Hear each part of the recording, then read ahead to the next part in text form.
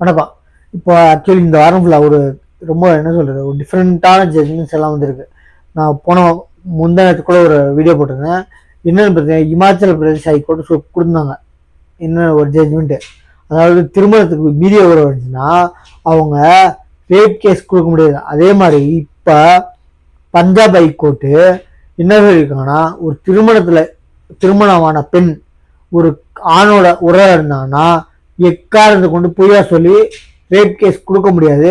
அது அவங்களோட உரிமை இருக்கலாம். அவங்க யாரு, அவங்க ஹஸ்பண்டு டைவர்ஸ் வாங்கலாம் அதை காமிச்சு. ஆனால் திருமணமான பெண் திருமணத்துக்கு மீறிய உறவுல இருந்தா பொய் சொல்லி அவங்கள ஃபால்ஸ் அதோ கல்யாணம் பண்ணிக்கிறேன்னு சொல்லி ஏமாத்தி உடல் உருளை வச்சிருந்தாலும் இவங்க விருப்பம் இல்லாம அவங்க வச்சுக்கிறது இல்லை. யாரும் ஆப்போசிட் பார்ட்டி ஒரு பெண்ணும் போய் கல்யாணம் பண்ணிக்கிறேன்னு சொல்லி கல்யாணம் பண்ணிக்கிறேன்னு உத்தரவாதத்துல நான் எனக்கு கற்பழிச்சிட்டேன்னு பொய்யா சொல்லி கொடுத்துறேன்னா எம்மா இப்போ கோர்ட்டு கேட்கறது, நீ முழு மனசோட போயிருக்க ஒரு கல்யாணம் பண்ணிக்கிறேன்னு ஏமாத்துறனா உனக்கு அறிவு இல்லையா? நீ வச்சுக்கிற உடல் ஏன் கல்யாணம் பண்ணதுக்கு அப்புறம் வச்சுக்க முடியாது? அவ்வளோ என்ன அவசரம் அப்படின்னு வெளிப்படையா கேட்குறாங்க. இப்போ என்னன்னா, கல்யாணம் பண்ணிக்கிறேன்னு உத்தரவாதம் கொடுத்து உடல் உள்ள ஆணும் பெண்ணு ஈடுபட்டாங்கன்னா அந்த பொண்ணு கல்யாணம் பண்ணிக்கிறேன்னு பொய் சொல்லி எஃப்ஐஆர் கொடுத்தா, பொய் சொல்லிக்கிறேன்னு ஏமாத்துறான்னு சொல்லிட்டு ரேப் கேஸ் கொடுத்தாலும் 420 கேஸ் கொடுத்தாலும் எஃப்ஐஆர் பதிஞ்சாலுமே அவங்க மேலே எஃப்ஐஆர் பதிக்கூடாதுன்னு இருக்காங்க. சப்போஸ் யாராச்சும் இன்ஃப்ளூயன்ஸோ ஏதோ பண்ணி பதிஞ்சிட்டாங்கன்னா தண்டனை இல்லை அப்படின்னு இருக்காங்க. எங்கன்னு பார்த்தீங்கன்னா பஞ்சாப் ஹைகோர்ட்டு.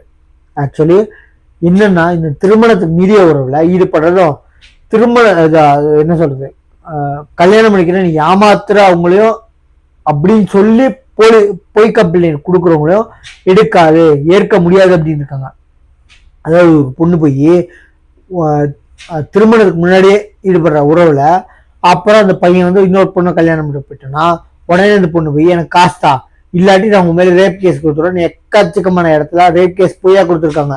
எனக்கு கல்யாணம் பண்ணிக்கிறேன்னு ஏமாத்திட்டான், என்னை ஏமாத்திட்டு கர்ப்பமாக்கிட்டான் அப்படின்னு சொன்னா இப்ப கோர்ட் முன் கல்யாணம் பண்றதுக்கு முன்னாடி உனக்கு கொஞ்சம் கூட அறிவு இல்லையா அப்படின்னு கேட்குறாங்க. அப்படி அதனால இப்போ போட்டோ அப்லோட் எந்த கோர்ட்னா பஞ்சாப் ஹைகோர்ட்டு இப்போ நிறைய ஹைகோர்ட்ஸு வாய்விட்டு கேட்க ஆரம்பிச்சாங்க. அம்மா வளர்ந்துருக்கீங்க, கொஞ்சம் கூட அறிவு இல்லை, இதெல்லாம் எக்காரணம் சின்ன சின்ன விஷயமா இந்த சின்ன பசங்க சொல்லலாம் மிஸ் கிள்ளிட்டா மிஸ் அடிச்சிட்டான் அது மாதிரி இருக்க விஷயம்.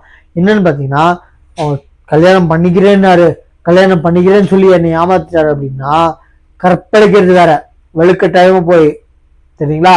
இது திருமணம் செஞ்சுக்கிறேன்னு சொல்லி ஏமாத்திட்டேன்னா உத்தரவு இல்லாம ஒருத்தர் உன்னைய உடல் வச்சுக்க முடியாது. நீயும் சரி அவரும் சரி. அப்ப ஏமாத்துறது எங்க வந்துச்சு? அதனால திருமணம் சொல்லி ஏமாத்துறது எங்கேயும் சொல்லாதீங்க. இதை வச்சு திருமணம் சொல்லி என்னை ஏமாத்துறேன்னு எங்கேயும் சொல்லாதீங்க. அதை காமிச்சு என்னை பண்ணாங்கன்னு சொல்லி எங்கேயும் கம்ப்ளைண்ட் கொடுக்குறேன்னு சொல்லியிருக்காங்க. இது வரவேற்கத்தக்க ஜட்ஜ்மெண்ட். ஏன்னா பல கேஸுங்க நியாயமா நியாயமா சட்டங்கள் இருக்க வேண்டியதெல்லாம் நியாயமா ஏமாத்துறவங்களுக்கு எல்லாம், அது உண்மையை ஏமாந்து போறவங்களுக்கு நியாயம் இல்லை. நியாயமா கம்ப்ளைண்ட் கொடுக்குறவங்களுக்கு உண்மையை ஏமாந்தவங்களுக்கு.